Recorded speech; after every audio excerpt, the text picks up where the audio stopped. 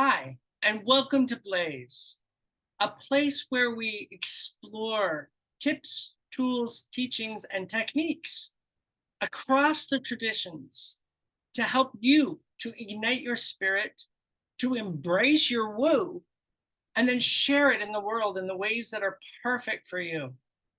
I'm Surya Krishna. I'm Surya Krishna. I'm your host and pilot, guide, cheerleader, and steward on your path. I've been helping people to transform and change their lives for over 30 years. The first 15 or so of those were as a counselor, utilizing my Bachelor of Science in Psychology and my graduate diploma in counseling. I then gradually moved into spiritual teaching and healings. And I now primarily use energy work, a modality called Ignite Your Spirit Therapy, which is designed to very quickly create change in your life. I've been using this modality for over 15 years now, as well as various other spiritual tools to help me to raise my vibration so that I might be more effective in assisting people in the change of their lives. And what has happened as I have developed, my cities have come online. And if you want to know what a city is, I suggest looking at the last week's episode where I talk about what a city is. Very quickly, a city is a superhuman ability that develops as we raise our vibration, as our chakras really begin to come online. We begin to be able to perceive what's on the inner plane. We can see, feel, or hear people's thoughts, beliefs, emotions. We can see their auras, see or feel their auras, chakras. We can hear the angels singing. We can hear our guides speaking to us. We can begin to telepath, communicate without the use of words. And there are a number of others that can develop depending on what is required for our mission here on Earth. And so my mission is, well, part of my mission as a spiritual healer and teacher.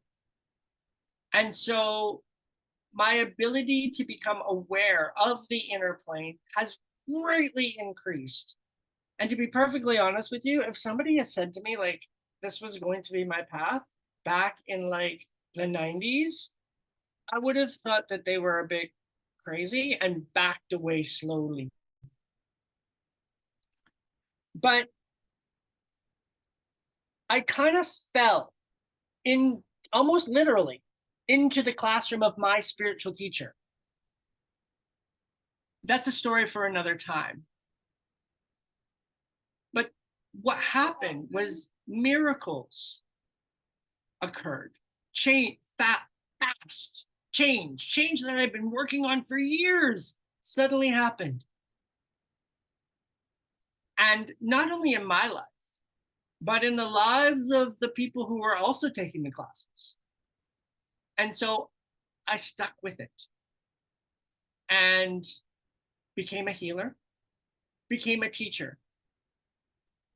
And now I teach people the steps into doing what I now do. But not everybody's going to be a teacher and a healer. To live the life that they want to live, to share their woo in the ways that are perfect for them. So, the city that I wanted to talk about with you today was and is very relevant to my life right now. So, as some of you may have seen in a previous episode, my dad passed So he left his body. He died. And I have in the past watched what happens as people transition, as they die. And this city has been a great comfort to me and has been one of the big pillars that has helped me through my grieving process. The other pillar that has really helped me has been my spiritual community. I want to focus on the pillar of this city, of this spiritual practice, the tool that I've been using. And that is my ability to see what happens, to be aware of happens, or to know what happens when we leave our bodies. Because it's been an expanding experience for me. It's been a bit of an education. And so what I've noticed is that I knew some stuff before, I saw it happening, and each time someone I know passes, someone I know leaves their body or dies, when I look on the other side and connect with them, there seems to be more that is revealed to me. So, and there's been quite a bit, I've learned quite a bit with my dad's passing. And like I said, it's been a real comfort to watch him transition. And so my hope is that this will assist you, that it will provide some comfort for you. Now, if it's too soon or too much, I suggest you don't watch this. If the grief is raw and you're not ready and you don't want to, don't. There's plenty other episodes to watch. Go watch those ones. Do what is right for you. But if you're curious, if you want to know more, stick around. I'll share with you my experiences. Pause for a moment, let those people who want to leave, and now it's for the rest of you. So, interestingly, the day that I got the news that my dad passed, my instant thing was to tune in and see him on the inner plane, to look for him. Partially because I didn't believe that it happened. I live in a completely different, so my dad lived on the west coast of Canada. I'm on the east coast of Mexico. So like more than a continent between us. And so when I got the news, I was in shock. But my first inclination, the first thing I did was tune in. Now, I have done this before when I've gotten the news of other people passing. And as I said, as I've done it, that city, that ability to tune in has evolved. And I believe it's meant to evolve, that we are given as much information as we can handle that fits into our current level of understanding, or is maybe just like a tiny, tiny little bit outside of our box of consciousness, so that we can grasp it. The divine doesn't give us too much too soon. Otherwise, we'd go, that's too much. Well, forget it. So in that vein, I was watching, not constantly, because I have a life too, watching what was happening. So every time I was impulsed to, I'd check in on him. And this one time, not at band camp, I was scrolling on my phone. And I can't remember if it was Instagram or Facebook, but I stopped on this one reel.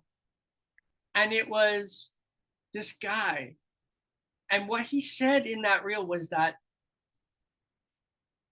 through hypnosis, they had studied and collected people's experiences of being between the lives.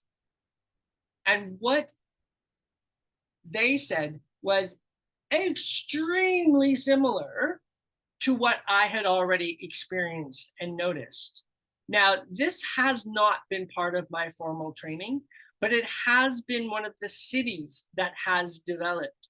And so I can see what happens and where people and animals are at in their transition. So essentially, what occurs when people die and animals die, is they are kind of surprised for the most part. Now, there are variations of this. Essentially, what happens is when they leave their bodies, they kind of get the lay of the land. So there's, after a long race, you spend a couple minutes breathing deeply and taking a lay of the land and like having a little reflection over what just happened. And that's what I saw happening with my dad. And what I've seen in the past is normally that process happens quite quickly and then the next steps begin. But with my dad, it took a little bit longer.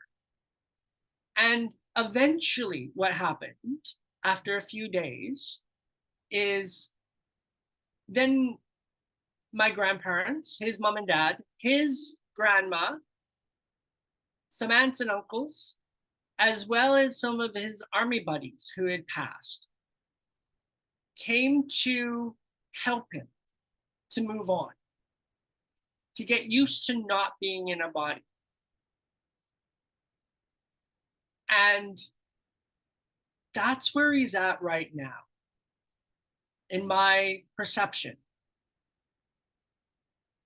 And I know that, so he's just enjoying the love and sharing the expansion of consciousness that those people who have already passed are helping him into. So that's my perception of where he is at the moment of this being recorded. What I know, what I've experienced that comes next, what I'm expecting to happen next, is then he'll go into this beautiful, it reminds me of one of those mansions or palaces,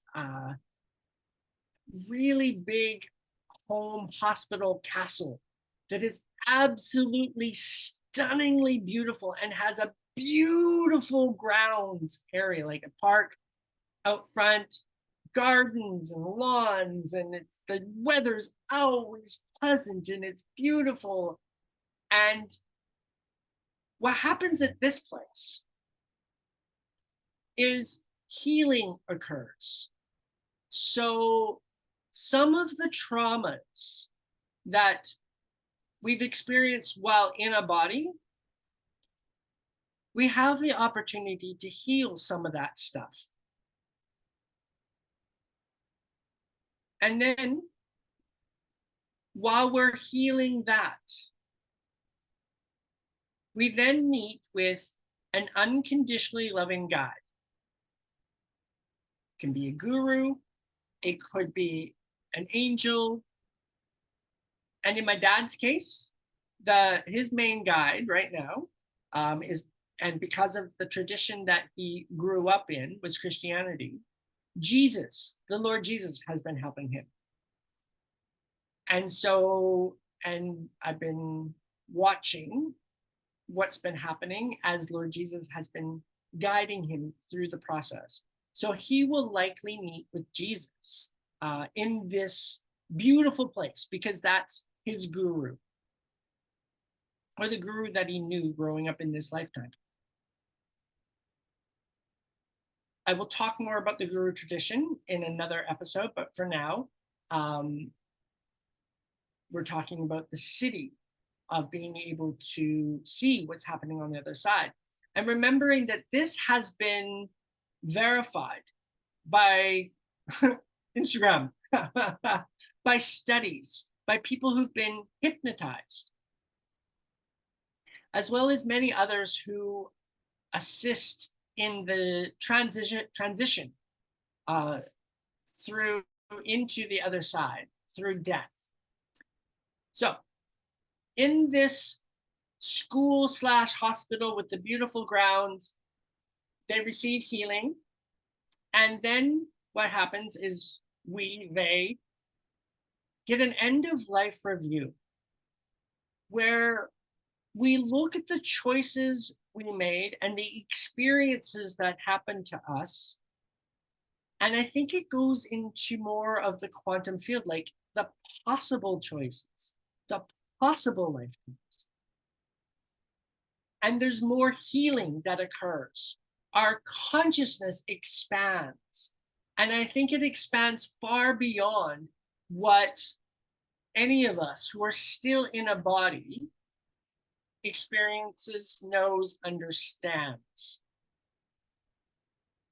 And so I'm quite excited for when my dad has this end of life review, because we had a tricky relationship.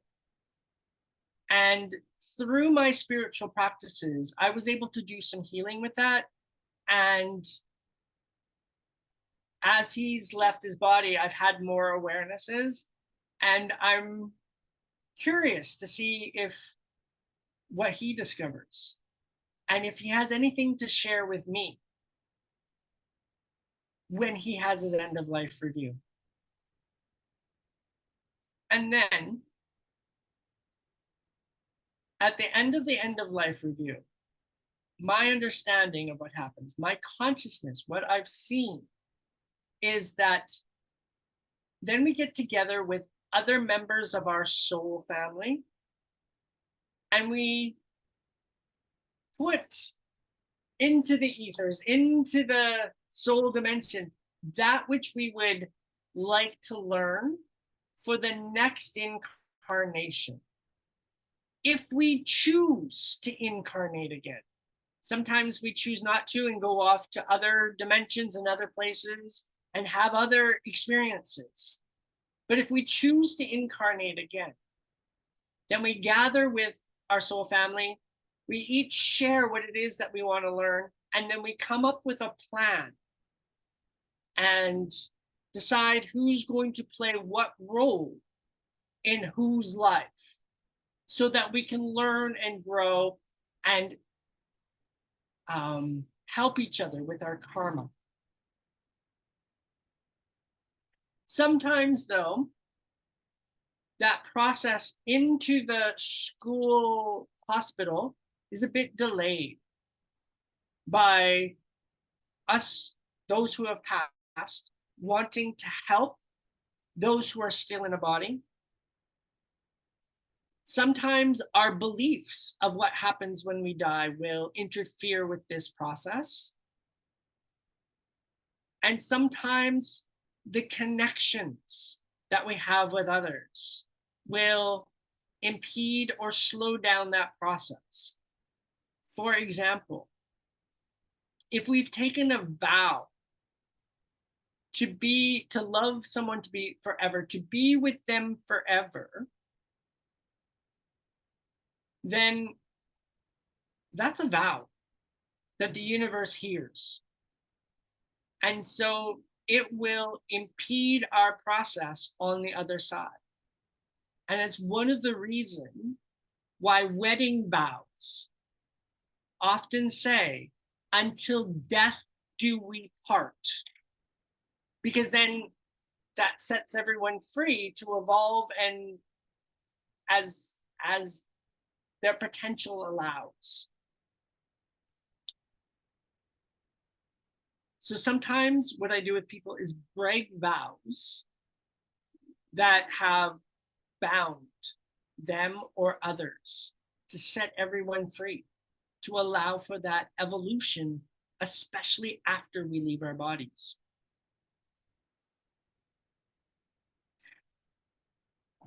So that's my experience of what happens when people leave their bodies. That's what I'm aware of. That's what I've seen so far. I'd be curious about what you know, or what you have experienced, or if you have any questions about any of that. Please feel free to contact me, put it in the comments below, or you can email me directly at suryakrishna.healings@gmail.com. If you have someone who's passed, if you've got questions, or you want to share your awarenesses, please email me, suryakrishna.healings@gmail.com. I'd love to hear what you've experienced, what you know to be true.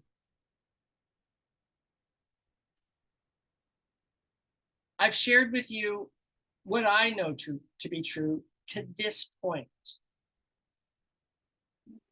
That when we leave our bodies, there's a bit of a resting period, there's an acclimation to not being in the body, and then there's greater healing and awareness, and then a making of a plan for the next incarnation.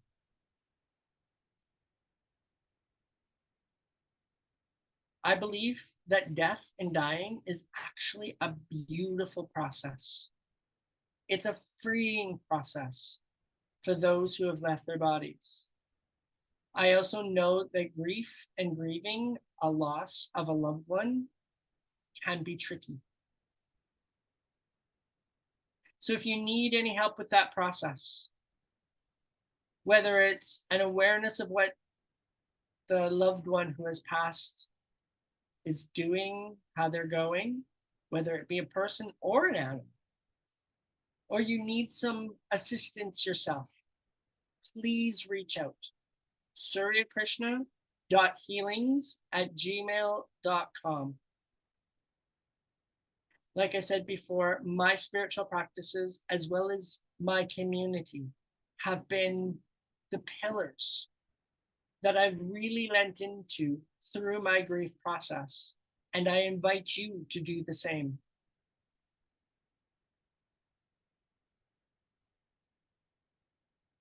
So please, as I've already said, do reach out. I'm here for you. And, you know, I believe that we're all God in drag. The divine spark within us is there to be revealed, and that every event in our life, including the passing of a loved one, is there to help us into the revelation, into the revealing of that divine within us. And no one needs to do it alone. I'm Surya Krishna, and I'm here to help.